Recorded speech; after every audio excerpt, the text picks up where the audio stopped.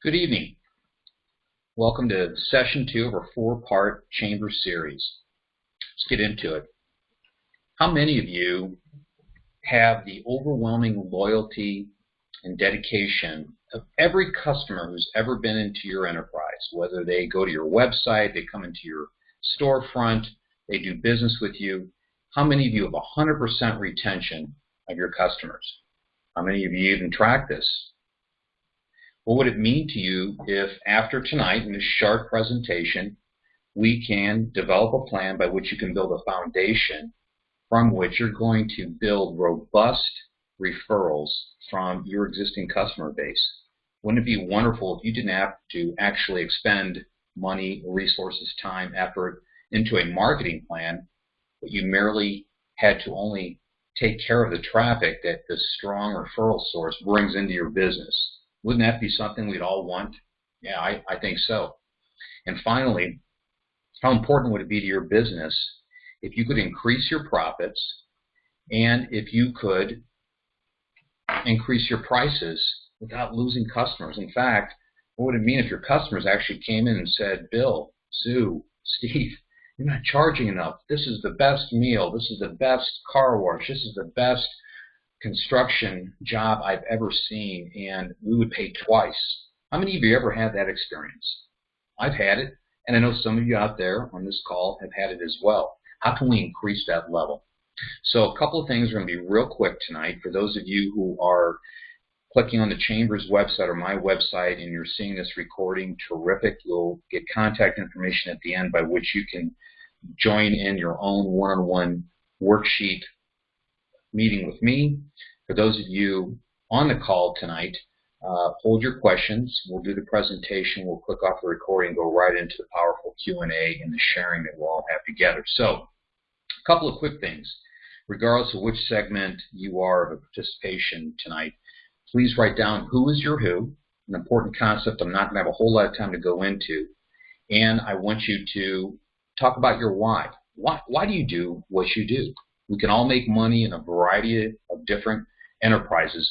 Why did you choose this business? Why is it important that you deliver this particular product or service that your firm does today? These are important concepts that we're not going to be able to dwell on tonight, but you're going to find that they're super critical in achieving the highest level of customer service and thereby gaining that loyalty, gaining that referral base, being able to increase your profits and increase your pricing without fear of competition or fear of losing business. So we talk about the 4 levels. I have them up here. If you're following along with the presentation, the video that I have, the 4 levels, I have them out there. There are different expressions, but it's meet expectations, exceed expectations, delight the customer, or amaze or wow them, level 4. And of course, we hope that every transaction gets to that highest, at least level 3 or level 4. And we're going to give an example of these 4 levels. But what I would ask you to first start off with is talk about expectations. Here's a little background on myself. But I want you to think about what are the expectations of the customer when they come into your place of business or when they engage you on a phone call or your website. What do they expect? Do you know? Have you written that down? And I want you to write that down and then think about how is it that if that's their expectation, how can you exceed that? How can you take that to a level of delight or, in fact, a level of wow, the 4th level? That's going to be the big picture that we're going to develop and track and take as a plan that going forward you can use as a powerful organic marketing tool that literally directly costs you nothing. Wouldn't that be wonderful? So you can see a little bit about me. It's more about you, and for those of you participating in the Q&A, or if you're going to join me later on a one-on-one session, I learn more from you, I'm ashamed to say it, than you will learn from me. I've got a unique perspective. You can see what it is, but your perspectives are very rich, very broad, and oftentimes in our Q&A sessions provide more powerful insights, more impactful insights and perspective to the other participants than I could ever hope to deliver. So do not be afraid to share. Again, right now, we'll hold those questions until the end of the formal presentation. So expectations, I ask you to think about that. We can all understand that in relationships, sometimes one of the most painful aspects, and I have to admit ignorance oftentimes, when I failed to meet my wife's expectations or a coworker's expectations, my employees, my associates, my friends, and topic of tonight, what happens when I fail to meet my customers' expectations? When that happens, what I would tell you, and that's where the who is, know your who is your who. What I found in dealing with hundreds of clients over the past couple of years in my own interaction with customers, I did not clearly identify who my ideal customer was, and perhaps I was engaging with not ideal customers. It's generally about 70% of your dissatisfied clientele will be a result of not properly identifying who your market is. Very important. That's a topic for another discussion. So know who your who is. Know what the expectations are. I always am fond of saying the maxim, communication is everything in business. Who is your who, making sure that's clear, knowing what they want, communicating both ways, understanding that they have expectations, and you need to have clarity in what that expectation is. And then, of course, understanding your why you are doing what you do. So have clear expectations of what everyone wants. That is step one in making sure that you are going to deliver at a minimum their expectations, and after tonight, hopefully far exceed those expectations. But again, what does your customer expect? That satisfaction I've depicted here in the picture is going to be the fuel that drives your business. The engine is the operations, the product or service, but that fuel, satisfaction, will drive your business. And we want that green smiley face, and we don't want any other results. So we want to wow them, we want to amaze them, we want to thrill them, delight them. We want our customer experience to be fun, to be happy. We want to exceed. Merely meeting or satisfying their expectations, you're going to find out, is not always for long-term success what we want. So meeting the expectations. Here's an example. I've got a dry cleaner giving goods to a customer. I had a client about a year ago in one of our workshops who shared her experience with a dry cleaner, something that many of us deal with all the time. This is a busy working business owner who took care of her family, had a couple kids, a husband that worked hard. She valued the same-day service of her dry cleaner. There were 3 others in the immediate vicinity. She chose this one. It had been there for years, the freight service. They would raise prices. They had people change over. She stuck with them because she knew they would meet her expectations. She could come in the morning and at the end of the day pick up her goods, and she could be on with the other things, the important task of her day.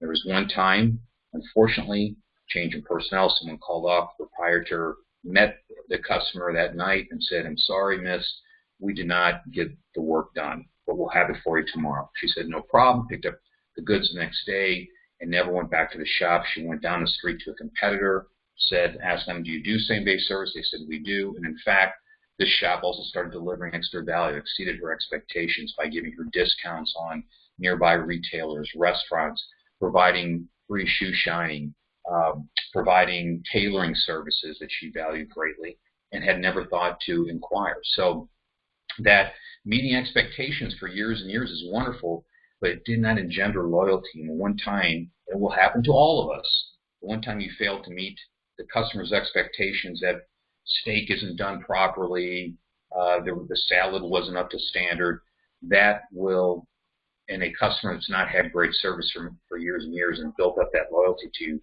that will cause you to potentially lose this customer. We talk about customer acquisition in some of our other workshops.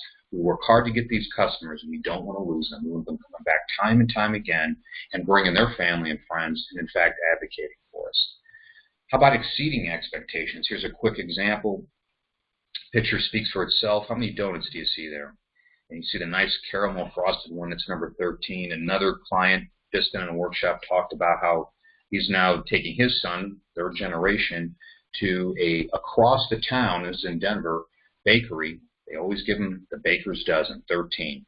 Started when he was a young boy. His father would take him on their traditional Saturday morning. They would wake up early, go get coffee, get a dozen donuts, and that 13th special one, the baker, the proprietor of the shop knew that my client's father loved caramel frosted donuts, and they would always give him that extra one, and knew his name, knew what he liked.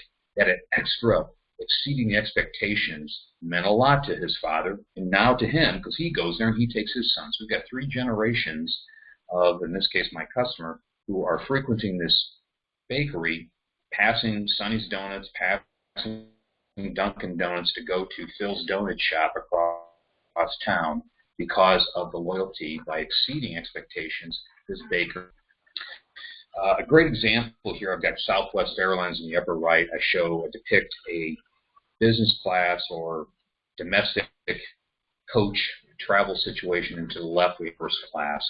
And up here I have in the narrative, first class passengers are willing to pay 2 to 3 times more for extra legroom, complimentary drinks, the 4-star service. You fly Emirates, Virgin Air, or even Iceland Air. Great food. In fact, just very fine cuisine. And as opposed to domestic air travel, where you're lucky to get a little bag of peanuts. What Southwest does, and they tap into the power of why, is their employees are able to deliver higher value, to bring humor, to show care, to go the extra mile for their customers. So in a tough, long day of travel, I fly a couple times a month. It's wonderful to have people that smile, that tell funny jokes when they're giving the dry, droll FAA safety warnings. They make it fun. They make it an experience. And then what otherwise can be a malodorous, not comfortable experience, they make it much more bearable. And that's delighting. And that's why I fly Southwest every opportunity I get. And I recommend you fly Southwest. So that's delighting. And I also want to point out that when you exceed, people are willing to pay more.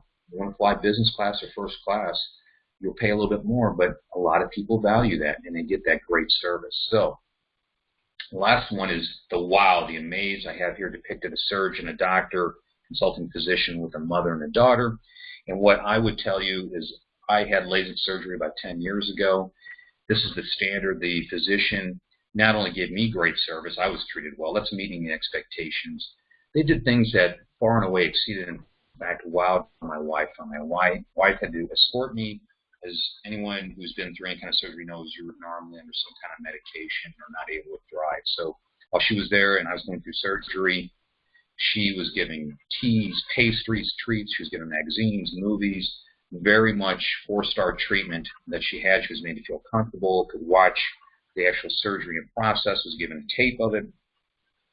And then afterwards, there was follow-up for both myself and her to make sure that we had everything we needed, that I wasn't under the medication I was on, perhaps acting untowards. There was the offer of a nurse coming out should there be any complications. And then I got a personalized signed card with a picture of us when I was somewhat under pain relievers that were somewhat humorous that he took, and wrote a personal note and signed it. That was exceptional. And I refer my friends, when they need this operation, to this surgeon and his outpatient staff as often as I'm able. And I was just wowed. I talk about it to this day. Amazing service. So what are the benefits of exceeding the expectations of our customer? First, we want to clearly define it. It gives you pricing power. It gives you loyalty. So when you do inevitably stumble, you don't clear a hurdle, they're going to give you that second chance and not immediately leave somewhere else. That's about relationships. We recognize customer acquisition is very vital to our business, and there's cost there. So when we get them, not only do we want to keep them and have them come back more and more often, we want them to bring everybody they know in their circle of influence. And that's the referrals. Build that strong base of referrals. A great business, you've succeeded when you don't have to go out and actively market. It's a secondary, third, tertiary activity because the referral business is so strong that, in fact, you do not have the capacity to handle all the referrals you're having. That's when you know you have a successful business. That is a winning operation, and that's what I want you all to strive for. So by not only exceeding, but delighting and wowing and amazing our customers and thinking about how we can do that and deliver to that level, like a rocket ship, your business will take off with more customers and more revenues and more profitable transactions, not just marginal profits. Here are the series of questions we have. Again, at the end, you can go to my website. It's right above me here, SeanMcCarthyCoaching.com. You can contact me. I will give you this worksheet, but number 1 and number 3, there's 13 questions. What do your customers expect when they purchase your product or service? If you cannot clearly define that and really know truly, you need to make sure, do a little research, talk to them, reach out to them. Do you consistently meet these expectations, yes or no? And then number 3, real critical, do you even have a system in place to track customer satisfaction? If you don't, if there's one thing you leave here tonight with, make sure you start thinking about what kind of system am I going to put in place. I need to track this. Because if you're not tracking, you're not improving. What you do not measure, you cannot improve. So And then we go through it. 4 and 5 does the same thing. We go to exceeding. We go to delighting. Are you tracking it? Yes or no. What are you going to put in place to exceed? What are you going to put in place to delight? And the same thing with wow or amaze. Are you doing that now? Yes or no. And then what can you put in place to get to that level? So over the next 12 months, tell me what the financial impact would be if you can raise from meets expectations to almost everybody exceeding, if not wowing them. What kind of financial impact will that be? Maybe lower marketing costs because you're not having to actively pay for various marketing. You don't have to worry about SEO or social media interaction because you're doing it the old-fashioned way. You're earning it, organically growing your business through referrals and delivering amazing satisfaction to your customers. So we should see lower expenses to get customers, maintain them, have them come in more often, and having them bring their circle of influence. I want you to define a SMART goal: specific, measurable, aligned with your values, realistic, and time-bound. What is the financial impact if you dedicate yourself and develop a plan? What's the non-financial impact? Less stress, less customer complaints, more time to enjoy your life, more time to make your business even better. Question 13 then is, what 3 actions are you going to immediately take as a result of tonight's discussion? I want specific actions. I would do question number 3, put in that tracking. I guarantee nobody has a tracking plan for customer satisfaction. At least, and if you do have one, it's probably not as thorough as it should be. And it doesn't have that desired outcome. To start tracking, if I have 100 customers a month, what percentage are at meets? I didn't even talk about it. There's a 5th level of customer satisfaction, and that's we don't really go into. Does not meet expectations. And that goes into who's our who and into our why. Again, reach out to me when we get into that a little more deeply. List me your 3 action items you're going to take as a result tonight. Number 1 should probably be to put in a tracking system. What are you going to do if you need help? Reach out to me. And then by what date will you implement these 3 action items as a result of our learnings tonight? Here's my website. Contact me off of that. Text me or call me at 719-671-4000. Thanks again for coming here. For those of you staying on live, let's get into the Q&A, and we'll go ahead and say McCarthy out. Go get them.